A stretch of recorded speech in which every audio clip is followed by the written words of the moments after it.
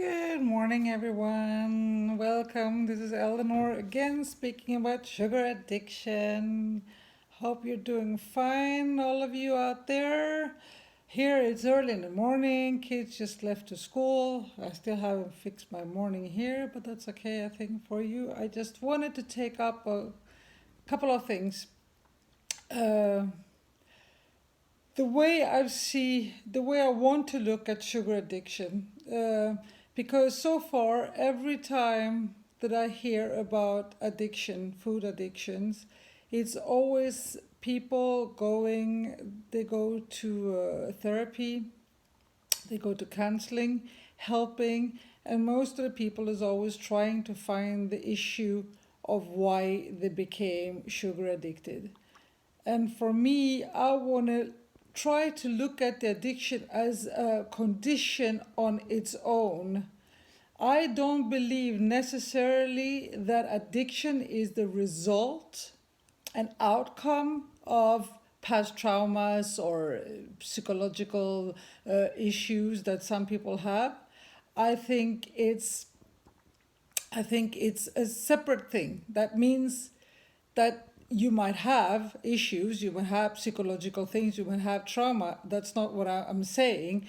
I'm just saying that I cut it down that you are a sugar addict or you're not. Some are not. And if you are, you have probably used your addiction to cope with life. You have used your addiction to self medicate. You have used it to numb feelings, to deal with different situations in life, and that's how you have become, or an emotional eater, a stress eater, or different things, how you've been using your addiction.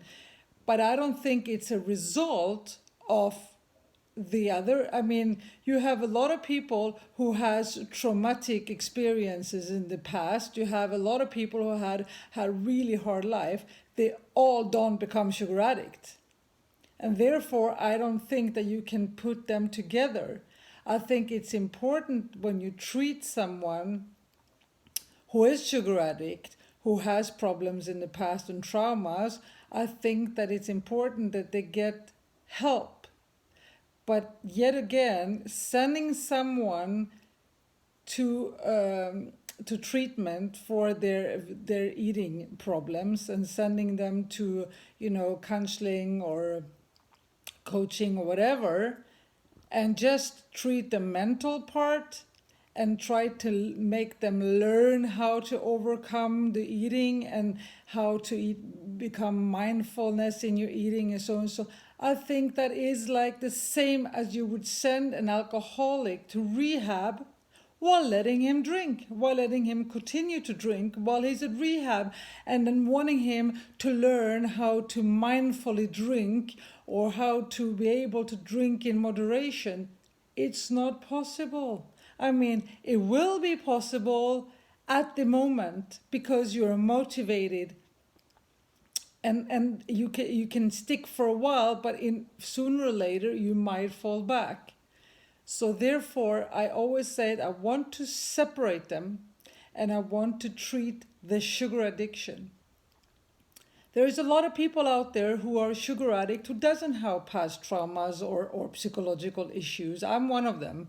I mean, of course, life has done things to me, but it's nothing that I have unworked. It's nothing that I feel that is bothering me in that sense. For me, it's purely physical, my addiction to sugar. So I can treat it mainly focusing on the addiction using different cognitive techniques, to overcome my cravings, to overcome my addiction. Or I cannot say overcome because you never overcome an addiction, but to overcome the cravings and keep it in control. I can mainly focus on that. I don't need to go into therapy. I would recommend that if you have past traumas or issues or need help, you should do both. You should both work on your addiction and get help for those traumas. Because the issue that many people has is because we've been doing this for so many years. We've been using food for so many years to cope with all different situations in life.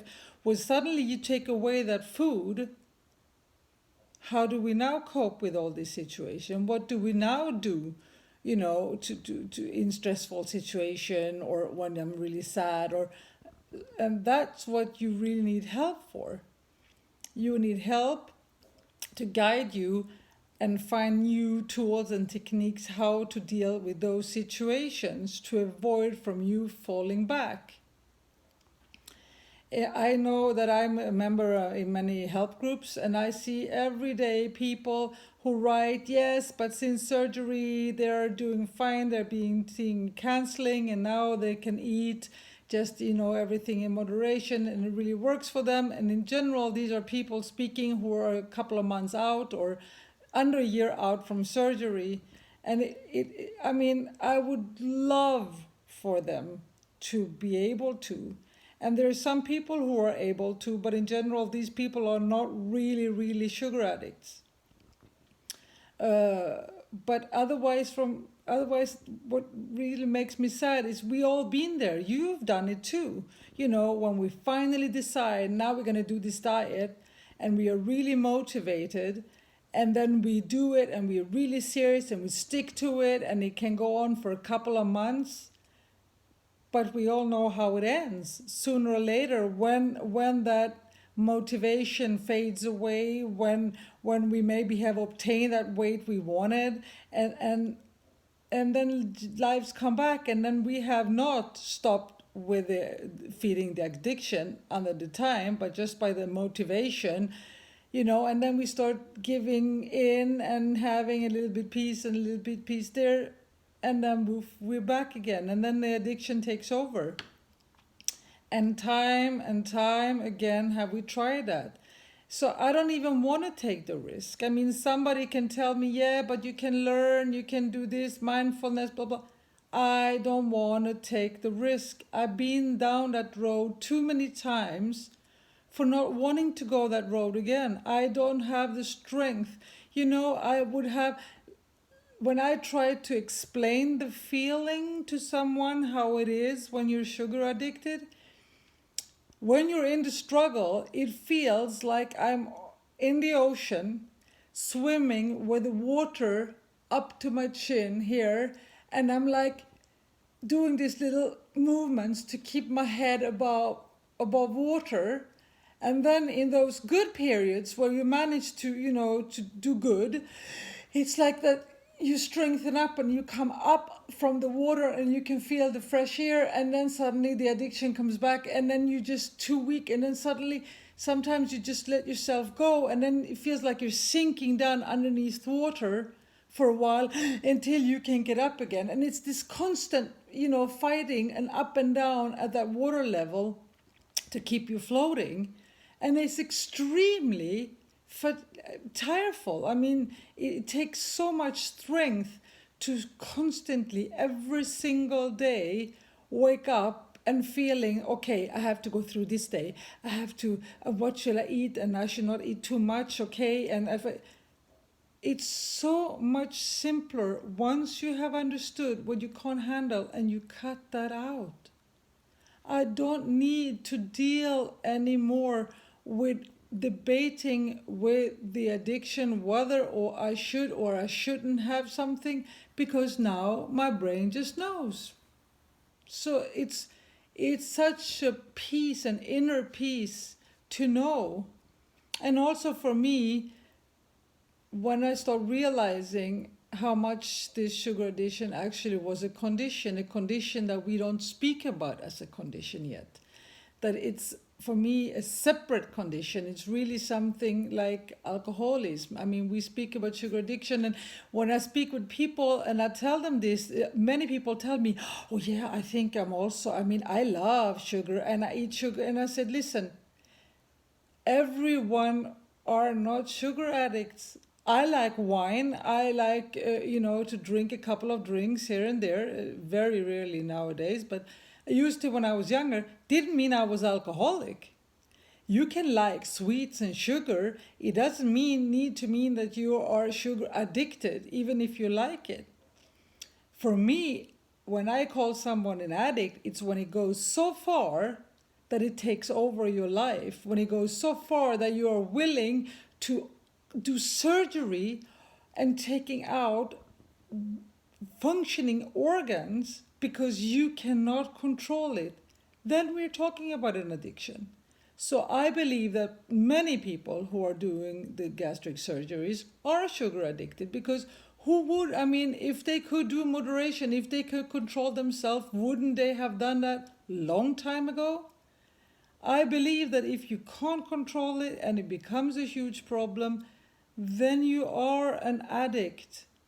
And I would love for people to get more help out there, more understanding. I see everyday people who are sugar addicts who have no idea what it means. I mean, when I name sugar addict, they'll tell me, yeah, but I don't like sugar.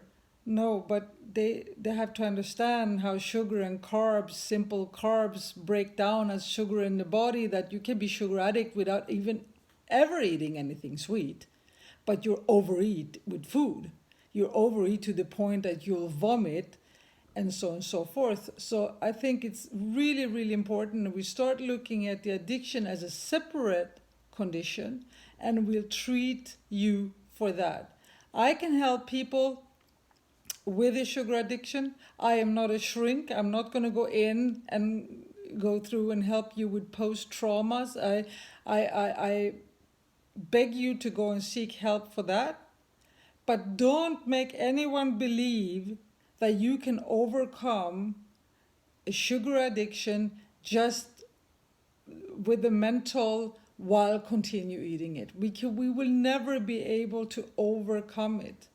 You will be able to have periods where you can be strong and do good, but sooner or later you might fall back.